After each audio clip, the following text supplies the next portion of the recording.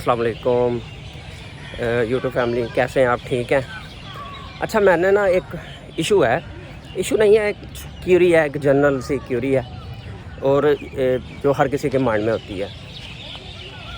तो ये कुछ दिन पहले की बात है, 2-4 दिन पहले। मेरा बहुत अच्छा दोस्त है, बड़ा लायक है, उसे बड़ी चीज़ों का अच्छी से आइडिया है। तो मुझे हैरानगी हुई कि उसको भी इस बारे में मिसकंसेप्शन थी कि वो ये समझता था कि अगर किसी के पास पासपोर्ट, इंटरनेशनल किसी अच्छी कंट्री का पासपोर्ट हो तो वो किसी भी कंट्री में जा सकता है, रह सकता है, काम कर सकता है। यानी कि जो उसके सिटीजनशिप के राइट्स होते हैं वो सारे वो उसको अवेल कर सकता है। अच्छा, मैंने ना समझा कि ये चले, वक्ती तौर पे तो मैंने उसे सारी वो क्लियर कर दिया, उसको बता दिया कि ये ऐसे नहीं, ऐसे नहीं, ऐसे होता है। लेकिन फिर मैंने मुनासिब समझा कि क्यों ना एक जेनेरिक सी वीडियो उस पर बना के अपलोड कर दी जाए ताकि लोगों को ज़्यादा से ज़्यादा इसका फ़ायदा हो और जो किसी को भी इसके बारे में मिसकंसेप्शन है वो उसकी क्लियर हो जाए। अच्छा, जब हम ये बात करते हैं कि किसी के पास 2 पासपोर्ट हैं, 3 पासपोर्ट हैं या किसी भी अच्छे कंट्री की वो सिटीज़नशिप रखता है, तो उसका कतन मतलब ये नहीं होता कि आप, यानी कि जिसमें कई पासपोर्ट ऐसे हैं जिसमें 150 से ऊपर जो है ना वो 150 कंट्री से ऊपर आप विदाउट वीज़ा जा सकते हैं। और विदाउट वीज़ा सर जाने का मतलब ये हरगिज़ नहीं होता कि आप वहाँ पे जाके रह सकते हैं, काम कर सकते हैं या जो भी वहाँ के सिटीज़नशिप के राइट्स होते हैं वो अवेल कर सकते हैं। ऐसा नहीं हो सकता, ऐसा नहीं होता। वो सिर्फ नॉन इमिग्रेंट स्टेटस के लिए वीज़ा होता है, उसमें सिर्फ आपको नॉन इमिग्रेंट स्टेटस के ही राइट्स मिलते हैं।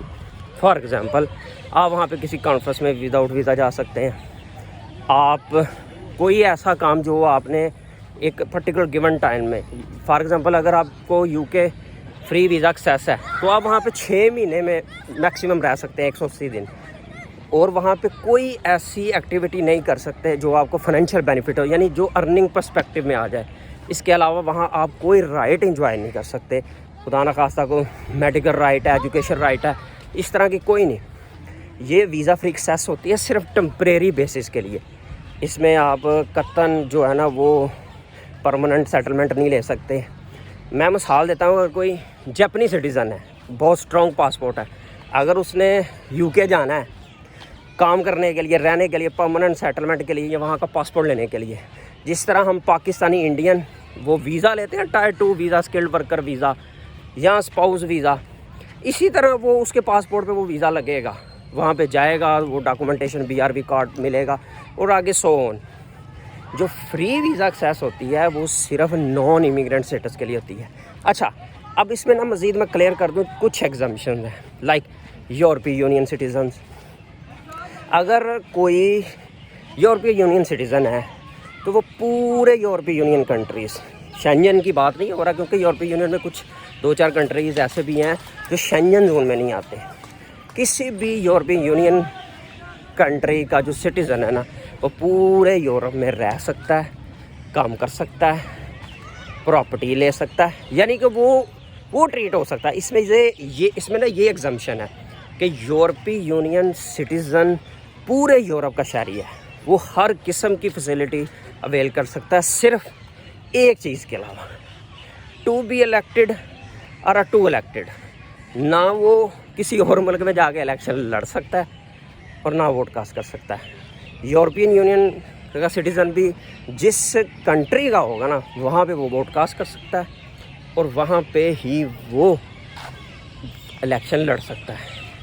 तो ये चीज़ें हैं, 2 पासपोर्ट या 3 पासपोर्ट होने का मतलब, हाँ, जिस कंट्री का पासपोर्ट है ना आपके पास, जिस कंट्री का, वहाँ के आप सिटीज़न है, मतलब आपके पास कैनेडियन पासपोर्ट है तो आप कनाडा के सिटीज़न हैं, आप वहाँ पे रह सकते हैं, काम कर सकते हैं, सारा कुछ। लेकिन अगर आप कनाडा का पासपोर्ट इस्तेमाल करते हुए ऑस्ट्रेलिया जाना चाहें, USA जाना चाहें या यूरोप या किसी भी अच्छे कंट्री में जहाँ जहाँ उसकी फ्री एक्सेस है, तो वो मतलब वो सिर्फ आपको टेम्परेरी वीज़ा वेवर प्रोग्राम होता है जिसमें आपको नॉन इमिग्रेंट वीज़ा लेने की ज़रूरत नहीं होती।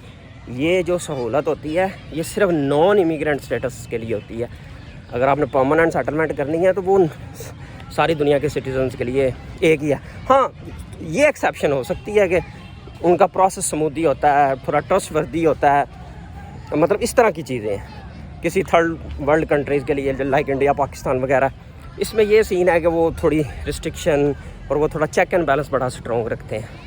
तो ये एक जनरल मिसकंसेप्शन थी, तो मैं समझा कि मुनासिब समझा कि मैं इसको एक जेनेरिक सी वीडियो बना के अपलोड कर दूं, ताकि मोर ओवर अगर आप चाहते हैं कि मैं मज़ीद इस तरह की छोटी छोटी वीडियो, इंफॉर्मेटिव वीडियो बनाता रहूं, तो काइंडली मेरे कंटेंट को लाइक करें, शेयर करें, सब्सक्राइब करें।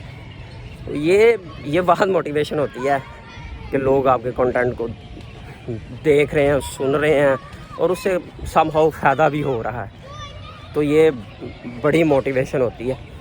तो काइंडली आप इसको सब्सक्राइब करें, शेयर करें, लाइक करें। Thank you so much.